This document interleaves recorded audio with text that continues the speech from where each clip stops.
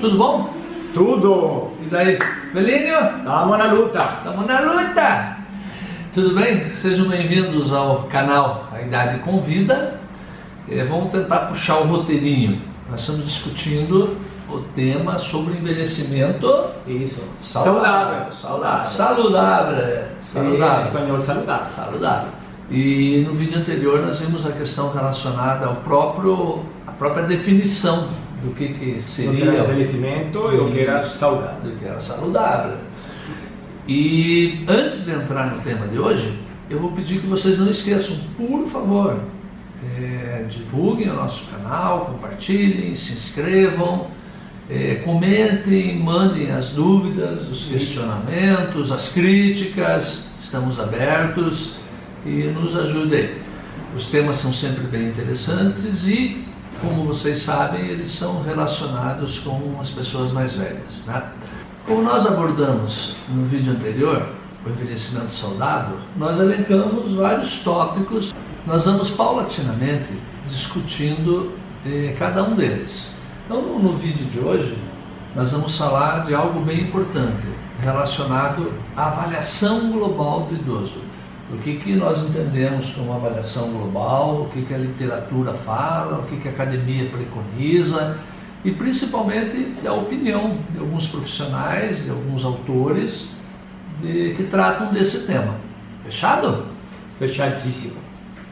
Então, um tópico dentro do nosso roteiro que a gente abordou diz respeito à questão da avaliação e entender que nós estamos nos referindo, evidentemente, por ser o foco desse canal, às pessoas mais velhas. Mas isso valeria para pessoas mais novas, para adultos, pessoas saudáveis.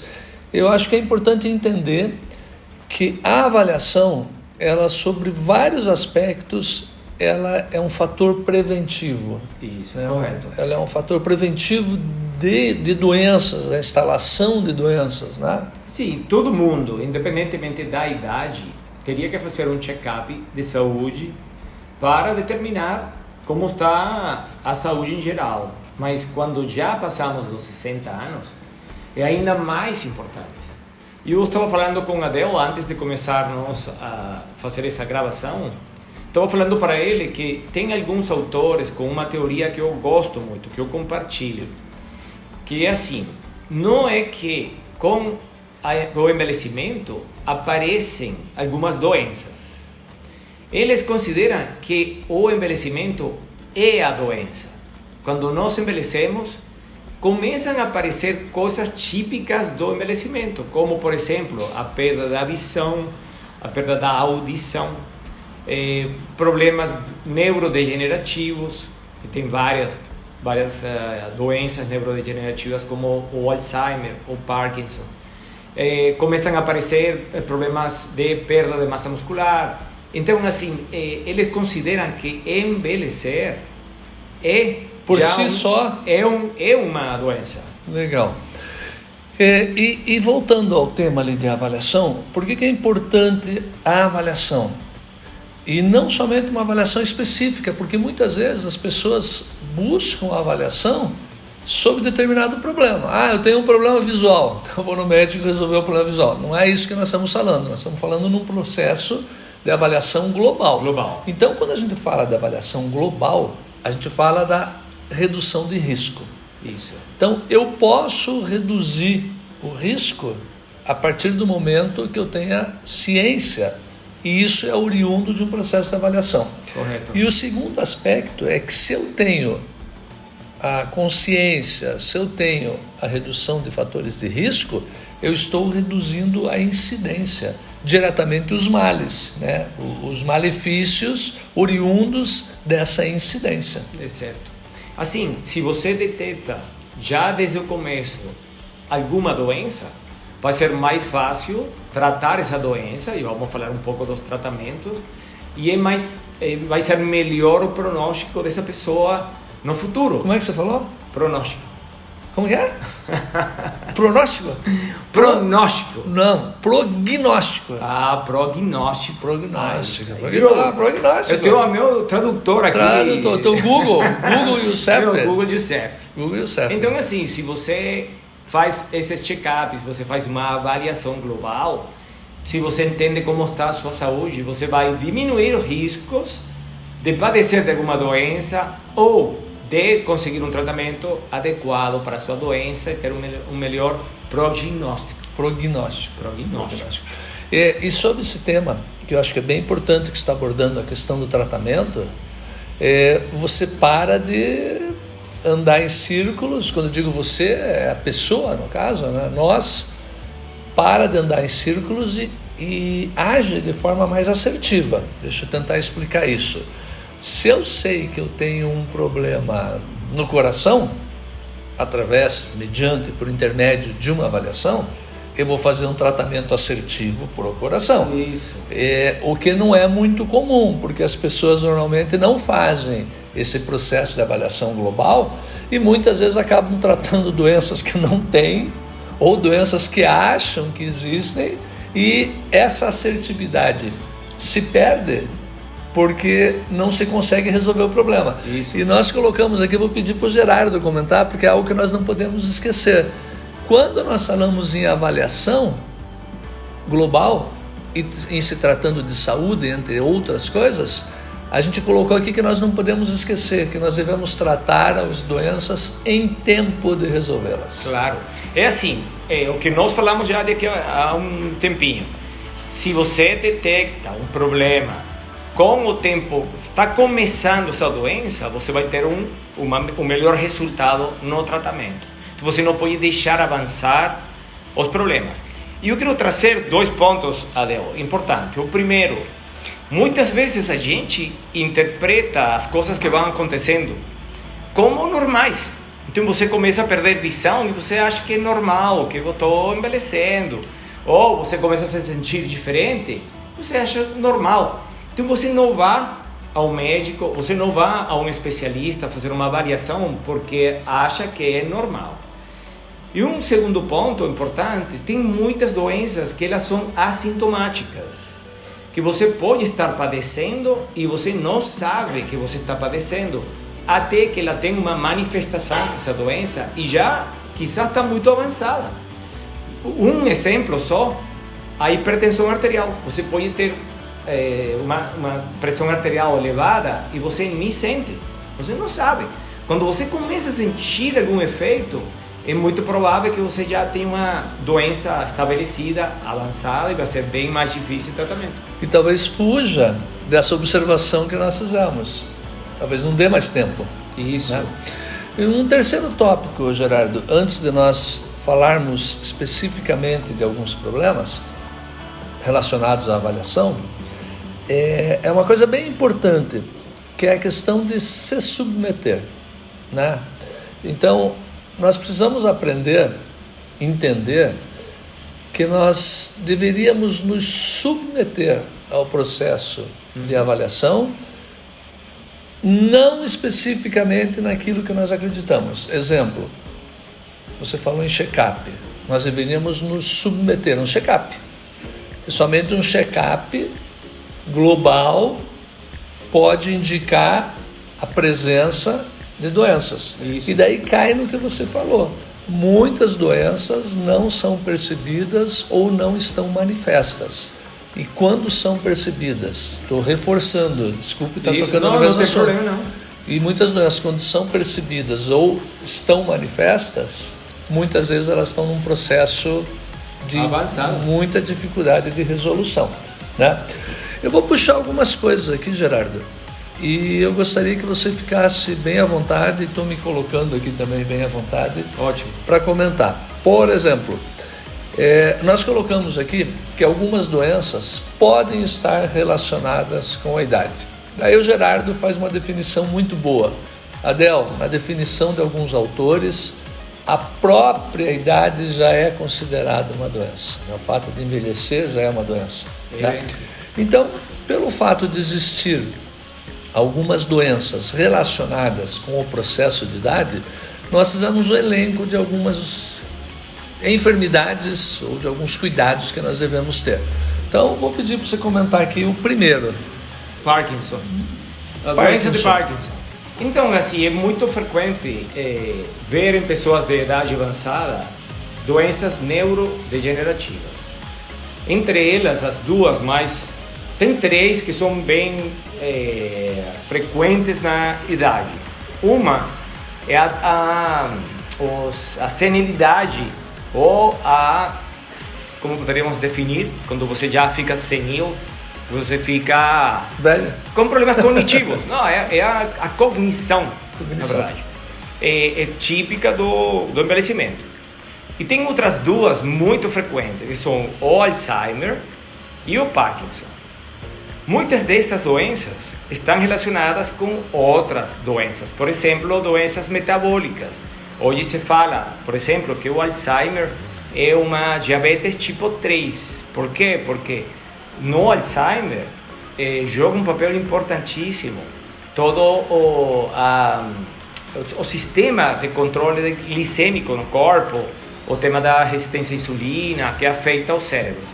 Mas não queríamos falar hoje do Parkinson. E o Parkinson é uma doença na qual a pessoa começa a ter certos movimentos não controlados, movimentos involuntários, que são movimentos por descargas de alguns neurotransmissores. Para não complicar o quadro, para não entrar em tantos detalhes técnicos, a pessoa começa a ter movimentos involuntários. Ele não consegue controlar quando ele está em suas atividades diárias. E esses movimentos involuntários atrapalham a funcionalidade da pessoa. Porque a pessoa, então, ele tenta controlar o movimento, ele foca sua força, sua atenção a tentar controlar, a minimizar o movimento involuntário. E isso faz com que ele perca o foco de todo o outro. Ele não consiga se relacionar, porque ele está tentando então não mostrar para a outra pessoa que tem um movimento involuntário.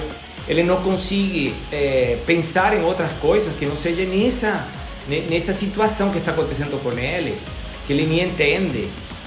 Então o Parkinson tem uma característica de afastar a pessoa que padece o Parkinson do ambiente social, porque ele não quer se mostrar aos outros como uma pessoa fraca, como uma pessoa que tem um problema neurológico. Então é uma doença terrível, porque não só afeta a saúde da pessoa, mas também afeta o contato social da pessoa. Deixa eu fazer um link aqui, tentar fazer uma ligação para ficar mais claro para vocês, que assim, nós estamos falando de avaliação global. Nessa avaliação global tem incidência de algumas doenças com relação à idade, entre elas, entre outras, né, o Parkinson.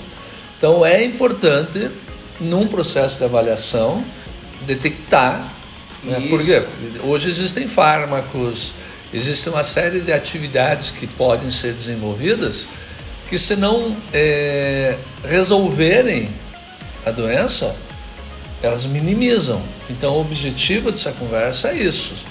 Nós vamos sugerir que vocês se submetam às avaliações, né? No caso uma avaliação global, porque no caso de perceber a manifestação, existem recursos, existem fármacos, existem profissionais, existem metodologias que podem contribuir nesse processo de minimização, né? Um segundo tópico, Gerardo, que a gente elegeu aqui é o processo de sarcopenia. Talvez do ponto de vista muscular seja o mais danoso, né? Vamos traduzir a sarcopenia. A sarcopenia é o processo de perda de massa magra. Vamos traduzir massa muscular. Massa muscular. Então as pessoas vão ficando mais velhas, nossa, eu estou mais fraco, eu estou flácido. É um processo normal, gente, né? Todo mundo vai ter perda de massa muscular. Todo mundo vai ter perda de força. O que nós estamos querendo dizer com esse vídeo é que você pode minimizar isso. Com certeza. Existem. Não é um pecado, velhinhos como nós, fazemos exercício. Mas esse velhinho aqui jogou a semana passada Essa semana. Foi nessa semana? Ontem. Conte aí para os amigos. Não, fizemos a final do basquete aqui no Paraná. Então não tem limite, a idade não tem limite. Exatamente. Eu estou me preparando para correr a maratona de Curitiba agora, 19 de novembro.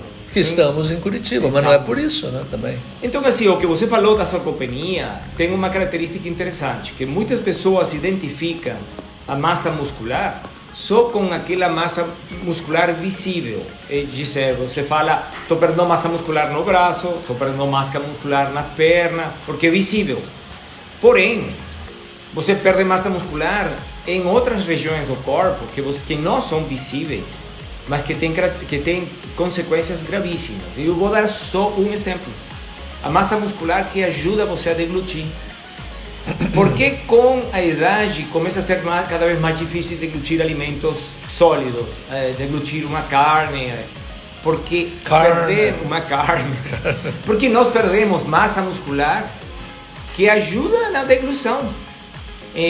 Assim que a sarcopenia não é só aquela que você vê. Só coxa, peito e bunda. É isso. Coxa, peito e bunda. Que todo mundo vê que perde. Mas você perde massa muscular no intestino e aí começam problemas intestinais, começa a perder massa muscular no estômago, no aparato digestivo total e nos vasos sanguíneos também. Nós perdemos, então é mais difícil ter um fluxo sanguíneo normal. A contratilidade é total, né? Exatamente, do diafragma, então começa a ter problemas respiratórios. Então a sarcopenia é um problema sério que você pode controlar com exercício. Pode minimizar, né? Pode minimizar com exercício, com nutrição, com um diagnóstico, com uma avaliação. Submetendo a avaliação. Com certeza. Todos esses tópicos aqui, pena, e aí é uma pena mesmo por uma questão de tempo, mas nós vamos abordar. Outro aspecto, Geraldo, que a gente elencou aqui, eu vou colocar os três num só. Isso. Para não ficar muito longo.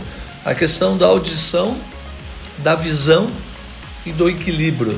É algo que também nós temos uma perda progressiva, tanto na visão quanto na audição, que afetam também o equilíbrio. Isso. Tá? E estão relacionados, todos eles, sabe que os sentidos, os 5 sentidos, eles têm nervos diretos no cérebro que controlam o funcionamento, o equilíbrio desses sentidos. E quando nós começamos a ter problemas, por exemplo, auditivos, é bom ver se essa pessoa também vai ter problemas em outros sentidos, como a visão, o equilíbrio mesmo,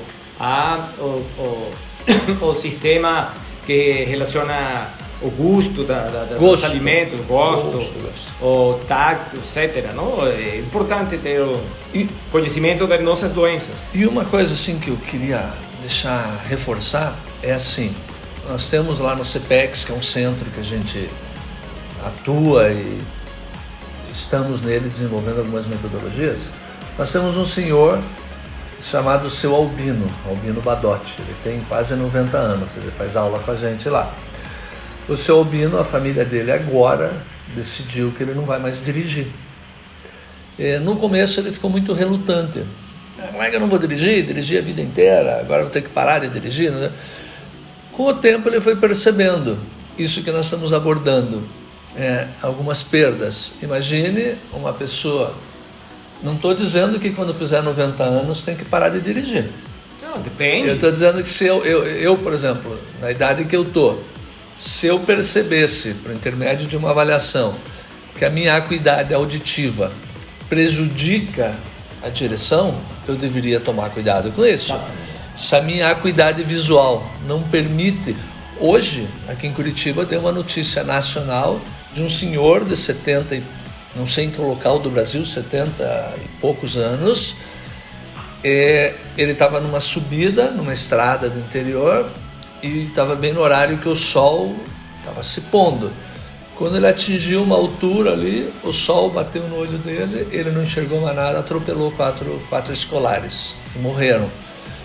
Então, o que eu estou querendo dizer é assim, que essas perdas auditiva, de equilíbrio visual, ou qualquer outra, como o Gerardo falou, relacionada aos sentidos, o paladar, qualquer outro, quando isso começa a afetar a funcionalidade, que foi um termo que nós já abordamos nos vídeos anteriores, a gente precisa tomar cuidado.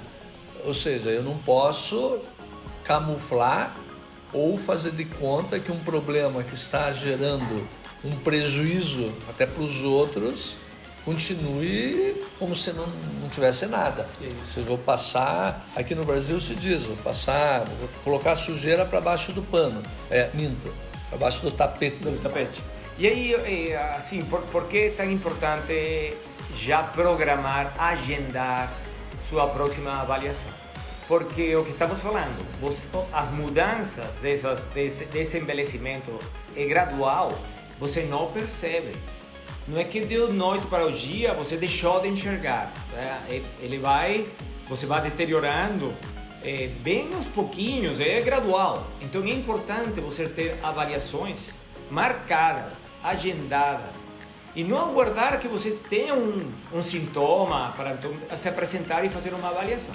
As avaliações, os check-ups, têm que ser feitos já agendados. Você tem que pensar que é importantíssimo para você ver como está funcionando todo o seu sistema de saúde.